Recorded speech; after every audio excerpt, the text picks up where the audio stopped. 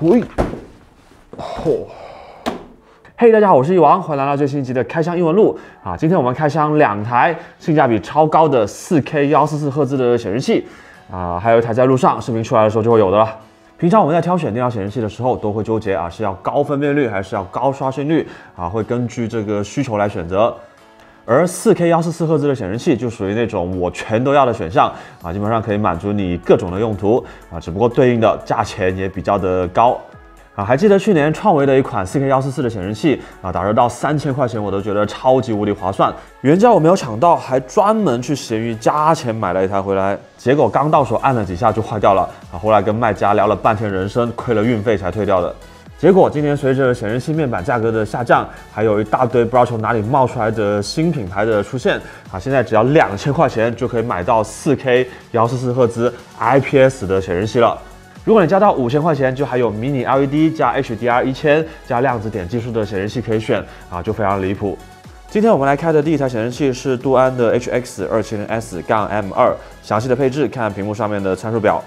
除了 4K 144之外啊，别的地方的参数看上去也是非常的厉害啊，什么100%Adobe RGB 啊，65瓦 DP 啊，1毫秒快速的响应啊，HDR 400啊，好像什么都齐了。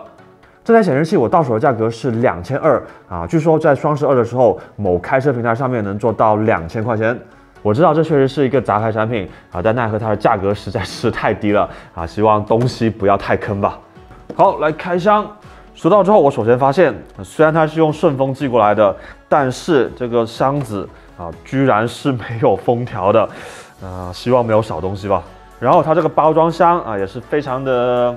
简单朴素啊，整个箱子的外面看不到品牌的 logo 以及型号啊，正面就一个什么1G1世界有你更精彩啊，然后侧面就只有一个液晶显示器，没有了。好，那么来开，吓得我还以为少了一个盘。这个支架底座放得非常的随意啊，这个泡沫一看就不是配这台显示器的。架子1、架子2，然后DP 线要 DP 1.4才能带动 4K 144，电饭锅线啊，这个还是外置的一个电源适配器。好显示器本体，这么看的话，这个组装过程应该很快啊。这个边框啊，等下再仔细看，先拼起来。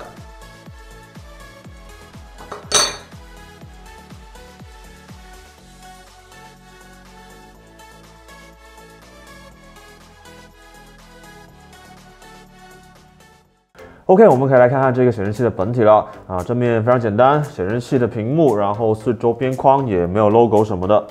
边框的宽度是12毫米左右啊，算不上窄，但也不能说跑马。从整个显示器正面的比例来看，这个边框的宽度，我觉得还算合适，可以接受。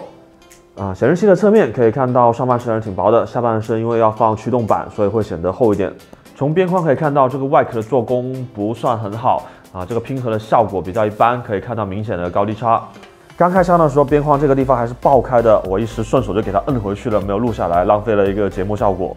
反过来看一下显示器的背后啊，整一个后盖只有正中间一张小标签，上面有品牌的 logo， 左右两边有喇叭孔，但是透过这些孔往里面看，并没有发现任何东西啊，所以这应该只是套了一个公版的外壳。支架和外壳的连接也不是十分的靠谱轻轻动一下，显示器就会晃起来可以调整的也只有俯仰角。好在它预留了 VESA 的螺丝孔位，可以自己换支架。过来看一下显示器的接口第一眼就可以看到没有 Type C 所以店铺的宣传图的第一页上面的65瓦 PD 难道是从 HDMI 接口上面出来的吗？除开这一点，2个 DP 2个 HDMI 的接口配置倒是还行。菜单按钮在背后的底部，配合正面边框上的提示使用起来还算直观。OK， 那么我们给它接上电脑，点亮看一下显示效果。这里我用了一条 Type C 转 DP 的线来带这个显示器这个接口是雷电4协议的带动这个显示器是没有问题的。但是我并没有感受到65瓦的 PD 只靠这根线是没有办法充电的。一开始我开了扩展模式，然后就发现这一块显示器的这个滑动效果并不是十分的144。后来发现，在扩展模式下，这个外屏是只有120帧的实际使用时感觉甚至还没有120。要关掉显示器自带的屏幕，单独开外屏才能实现完全的4K144啊，应该是核显或者是驱动的原因了。这个状态下滑动起来就顺滑很多了。这一个显示器的菜单一看就是完完全全的公版啊，好在像前面说的那样，操作还是比较直观的。好，那么接下来我们看一看作为一台显示器最重要的部分啊，显示效果。首先我快速的测了一下坏点啊，非常意外的是，居然一个都没有啊！不知道是卖家比较良心，还是我运气比较好啊？当然这不代表你能买到一样的。过来是色域，在默认状态下测得的色域容积还是挺大的啊 ，sRGB 基本上全包啊，覆盖达到了99.8%。色域容积虽然也有100%的 Adobe RGB 和 DCI-P3啊，但是位置是偏的啊，所以覆盖率只有90%左右。考虑到它的价格啊，其实能把 sRGB 显示好也还可以了。屏幕最大亮度达到了477尼特啊，也比我想象中的要好。就是背光的均匀度不咋地啊，右上角的亮度比中心低了有10%几了。根据前面测到的各种数值，再结合商店详情页的描述啊，我去品库网搜了一圈啊，基本确定到它就是友达的2.3面板。它居然还是量子点背光，我去淘宝转了一圈啊，发现这一块面板加上4K144的驱动板啊，怎么样也要2000多块钱才搞得下来。而杜安这台显示器不光帮你拼好，还送了外壳和支架什么的啊。虽然厂家它有批量的拿货价，但是啊，厂家也要额外支付人工、运营等费用。所以它这一个2000块钱的价格，如果不是亏本做宣传啊，那就只能祈祷等一下拆开来之后，里面不会太糟糕了。然后虽然它的面板配置什么的都还可以啊，但是对比起来，它的软件优化调教啊，就基本可以忽略不计了。虽然它在经过专业的校色仪校正之后啊，显示 sRGB 时最大 Δ1只有1.3级啊，色准非常的不错。量子点背光的色彩表现确实可以，但是在你刚拿到手全默认的情况下啊，这台显示器的色准可以说是一塌糊涂啊，不光过饱和，还全是偏的。当然有人会说啊，是不是广色域显示器和 Windows 的兼容问题导致的啊？所以我们也测试了这台显示器自带的 sRGB 模式啊，出来色准还是一塌糊涂。包括它内置的色彩文件啊也是错的啊，连 Mac 也做不了啊。这台机器在出厂的时候就没有进行过任何的色彩校准。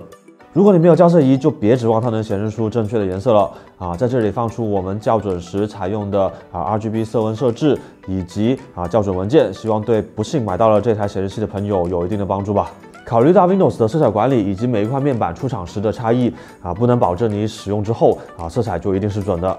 接下来是刷新率的部分啊，虽然它是144赫兹啊，但是从刚才的频库网里面可以看到啊，它的灰阶响应时间是12毫秒。啊，这个速度是比较慢的，也就是说拖影会比较明显。拿1000去除以这个值的话，只有80多啊，也就是说当画面的对比度比较大，比如白底黑字的时候啊，观感上的类比刷新率可能就只能相当于80多。用960帧的慢动作摄影机去拍 UFO Test 的话，也能看到拖影是比较明显的啊，画面会比较的糊。对于这样的面板，想要提高它的响应速度啊，一般需要使用 OD Overdrive 功能啊，给液晶加压。或者开启 MPRT 黑屏跳帧啊，但是啊，对，不知道第几个但是了啊，我在菜单里面翻来翻去都没有找到和这两个功能有关的设置，只看到一个反应时间，可是我把它开到满也没有发现有什么实际的效果，所以商品介绍页上面的1毫秒响应也不知道是怎么来的。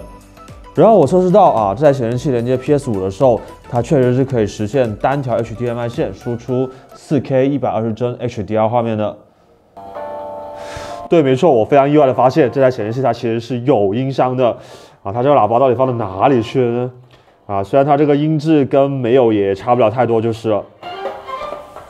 我也专门下载了彩六来进行测试啊，确实是可以开到 4K 120帧的。对比60帧显示器啊，游戏的效果可能大概也许会强上那么一些吧。总的来说，拿它玩 FPS 对比普通的60帧显示器应该会有一定的提升，但恐怕不会强得特别多啊。打 MOBA 应该会好一点吧。OK， 那么该测的都测完了，我们赶紧给它打开来看看里面到底是什么情况吧。哦，原来是这么开。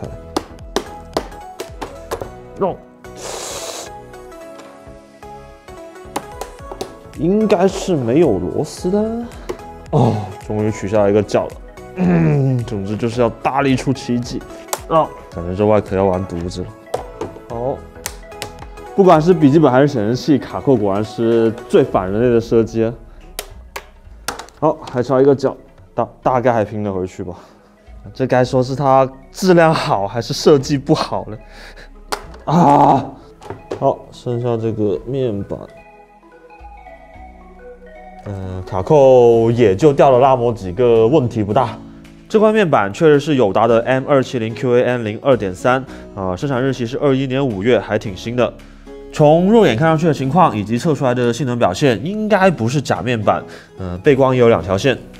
后盖这边第一眼就可以看到这个喇叭装得非常的有艺术感啊，因为它这个喇叭跟外壳是不兼容的，所以它就这样子随便给粘上去了。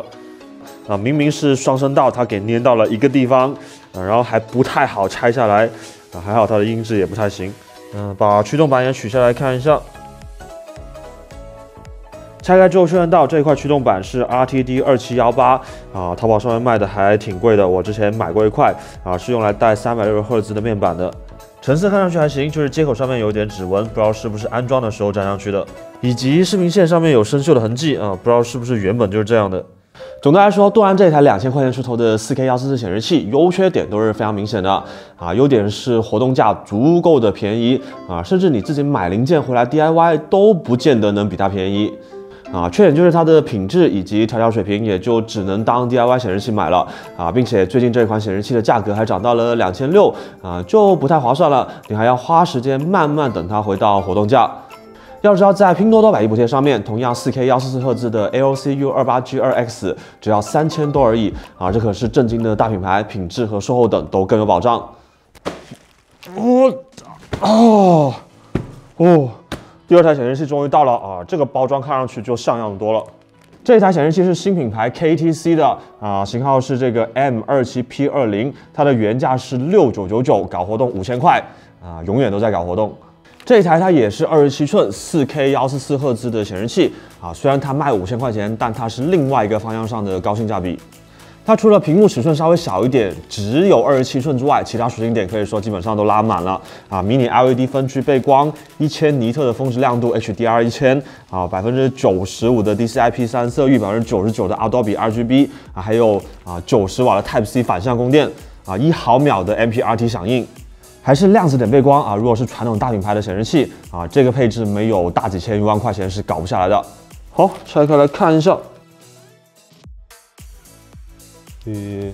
封条是好的，哇，还挺重啊！这个包装还是有一点设计感的啊。正面迷你 LED 啊，一个屏幕，侧面 KTC， 起码有个品牌 logo 在这里。下面是配置参数什么的。这一面啊，显示器的背后，然后一些基本的介绍，其他没什么特别的了。开，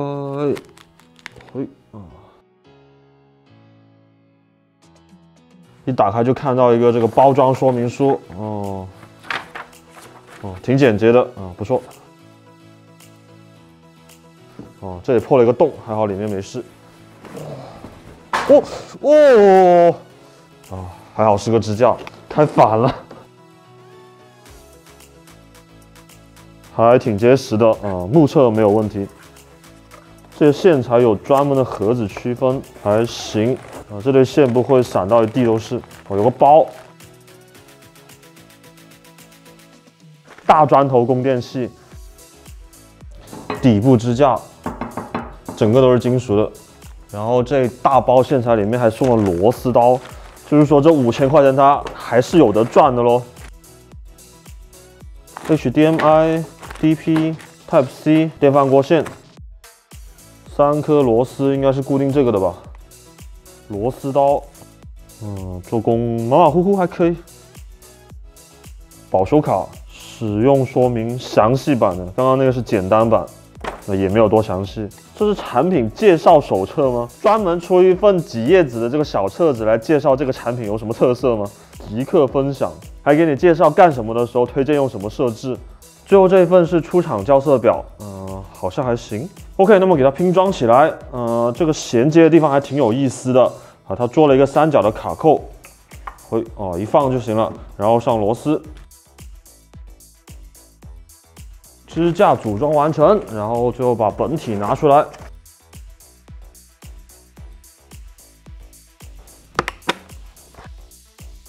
OK， 终于可以来好好的看一看这台机器了啊！之所以点亮来看呢，是因为它这个边框在关机的时候看上去就好像是一条线一样啊，实际上点亮之后就会发现里面还有一层的当年那一句叫什么来着？ID 无边框设计。实际亮屏之后，左右和上方的边框不到1公分，然后下巴的厚度是18毫米左右其实还是 OK 的，以及正面是有 logo 的，设计的还不错。侧面能看到整一个机身是比较厚的应该是为了放下能显示1000尼特亮度的迷你 LED 背光了接缝的表现其实也一般般，但是它所在的位置设计的比较好所以对质感的影响不是那么大。过来是显示器的背面这里就能见到另外一个要点亮来看的原因了这台显示器它是有 RGB 灯的，一眼看上去就已经非常的电竞了。后盖上面也做了一些翅膀圈圈之类的设计外形上还是挺帅气的。显示器的支架比较粗壮下面也有理线孔，可以调整显示器的高度和俯仰角，以及支持将显示器旋转90度切换成垂直显示。整个底部都是金属的两个角也插得比较的远，放置起来还是比较的稳定当然和显示器的重量可能也有关系。原来它还支持旋转的。在当年呢，这样的支架可以算是显示器的一个大卖点了现在的话呢，就算是好一点的显示器的标配吧当然它也是有预留微小的孔位，可以安装自己想要的支架的。接下来是显示器的接口数量上还是挺多的，有3.5毫米的音频输出，2个 HDMI、DP 以及一个 Type-C 接口。通过这个接口，确实是可以实现一根数据线传输 4K 140赫兹 HDR 画面的同时，给笔记本提供90瓦的供电。并且还能用上旁边的2个 USB 接口。不过因为驱动板的 KVM 的设计的原因，使用 Type-C 线连接时，这2个 USB 接口只能跑在 2.0 上一定要再使用一条专门的 USB 线连接才能跑到 3.0 码速。当然 2.0 的话，接个鼠标键盘还是可以的。接下来倒回来看这3个接口 ，DP 是 1.4 版本的2个 HDMI 都是 2.1， 我也不知道是哪一种 2.1， 总之是 2.1。这3个接口都可以实现单线 4K 144赫兹 HDR 但是对线材以及另外那一边的接口有比较高的要求。如果是线材差一点，就有可能出现跳帧跑不满144赫兹甚至是黑屏点不亮的情况。在测热期间，我们就出现过同一条 DP 1.2 的线能带动杜安的 4K 144，却带不动这台显示器的144一时之间我都不知道是哪一边的问题。最后一个接口是 DC 24伏供电这台显示器的供电是外置的，而且特别大特别重，是240瓦的。毕竟它不光要给显示器供电，还要通过 Type-C 接口提供90瓦的反向供电。控制按钮只有一个5项的摇杆连开关键也在它上面不过好在菜单的逻辑设计没有问题还挺直观的使用起来还是 OK 的。好，那么接下来又来到一台显示器最重要的部分，显示效果了。我看了一下别人的评测，说 KTC 这台显示器使用的是友达27寸 2.3 的面板，也就是说和前面杜安那一台是一样的但是背光以及调校不同，我们实际测试出来差异也还是蛮大的。首先是色域容积 ，KTC 这一台的色域比前面杜安那一台要大上一些。在开了 HDR 和分区背光之后，测得的最高亮度是900尼特以上最低是 0.01。这个最低 0.01 是仪器的极限了然后 HDR 的峰值亮度一般也不能长时间保持所以厂家宣传的 HDR 1000大概是真的吧。我们在 50% 亮度下进行了背光均匀度的测试，表现一般般边角位虽然有红色，但实际和中性的亮度差距在 5% 左右而已。最低和最高的差距也是不到 10%， 日常使用还是可以的。开了分区背光之后，红色格子又多了几个，但整体的差距还是控制在了 10% 以内。要注意这台显示器它是 PWM 调光不过普通摄影机要把快门开得比较高，才能拍到一点点轻微的条状闪烁。960帧慢动作摄影下才能看得比较清楚，所以它的调光频率应该不会太低但对这个敏感的同学最好还是注意一下。过来是色准的部分，因为这台显示器是广色域的，全默认设置下在 Windows 下显示 sRGB 的话那肯定是过饱和的。经过校准之后，最大 Δ1 2.8， 平均 0.7 还可以。然后它在菜单里面有专门的专业模式，可以切换不同的色彩配置。只不过开了之后实测并不是那么的准首先白点都是飘的，然后最大 Δ1 都在3以上，只能说平均 Δ1 确实是在2以下你要说能不能用嘛，那总比完全没有校色的要强。经过校准之后 ，sRGB 和 Adobe RGB 的色彩表现还是过得去的。虽然它的 Adobe 色域覆盖只有90%几但它是每一条边上都少了一点所以每一种颜色都偏得不算太离谱。而 P3色域在校准之后红色还是偏的比较多毕竟没有的颜色校准了也是补不回来的。这台显示器只能说确实有一点专业，但又不是非常专业那种。另外，这台显示器是8比特的，似乎也没有8斗10的功能，在进行灰阶检测的时候是能看到断层的。接下来看一看这台显示器最大的卖点——迷你 LED 分区背光。传统的 LCD 显示器它是一整块的背光每一个像素独自调整它自己的通光率来实现不同的亮度以及色彩。但是这些像素它并不能完全挡住背光，所以当你要显示比较亮的东西，把整个显示器的背光亮度抬高之后，黑色部分的亮度也会一起上来，就会导致显示器的对比度不足，整一个画面发灰也就是说，为了显示亮的东西，导致黑的地方不够黑，所以就有了分区背光这样的技术。它将显示器的背光划分成了多个区域每个部分可以单独调整亮度。像现在这样，显示器上面这一块要显示亮的东西的时候，就把所在区域的背光亮度调高下面这一部分就把显示器背光的亮度调暗甚至关掉，这样就可以获得足够的对比度，让该亮的地方亮，该黑的地方黑，使得整个画面有着更好的表现力了。这里我们打开了战神4，进到了一个有阳光也有阴影的场景。在没有打开分区背光的这一边，整一个阴影都是泛白的，站在阴影中的奎爷身上的细节全部糊成了一片。而在开了分区背光的这边，阴影的细节就非常清楚了。在 HDR1000和分区背光的加持下，用 KTC 这台显示器玩游戏和看电影的视觉效果确实是非常不错的。因为这台显示器有2000多颗灯珠，接近600个分区还是比较细致的，所以在播放索尼这一个 HDR 测试视频时从正面看过去，基本上看不到有泛光的情况，也没有出现分区识别错误，不该亮的地方亮起来的情况但毕竟分区的背光有限，在日常使用中，如果碰上这样子反差比较大的场景边缘的地方还是能看到发黄或者是泛光的情况大角度看上去的话会更加的明显。这个是背光原理导致的，除非你换成分区更多的 Micro LED 或者是像素自发光的 OLED 才能解决当然后面这两种技术也有它自己的问题，比如价格昂贵和寿命较短等等。KTC 这台显示器比较建议的是日常看网页和文档时关闭分区背光，游戏和电影时打开不过它的快捷菜单里面不能实现一键直达，还要到主菜单里面去慢慢的找还是不够方便。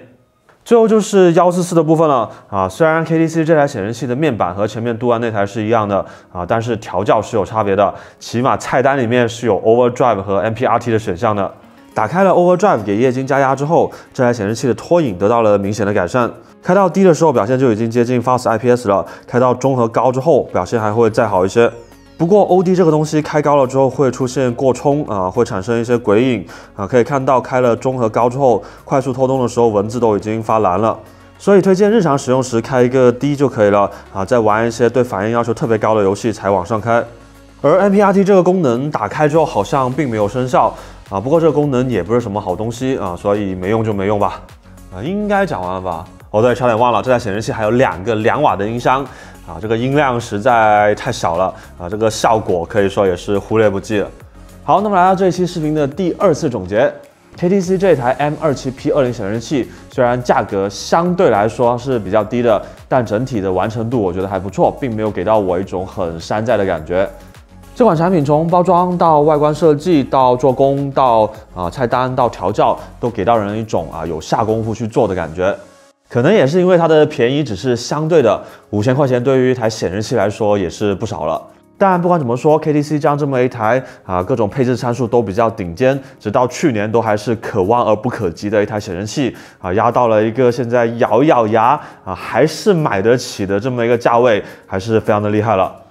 唯一的比较明显的缺点就是这个屏幕的尺寸只有27寸，如果它能做到30寸左右那就简直完美了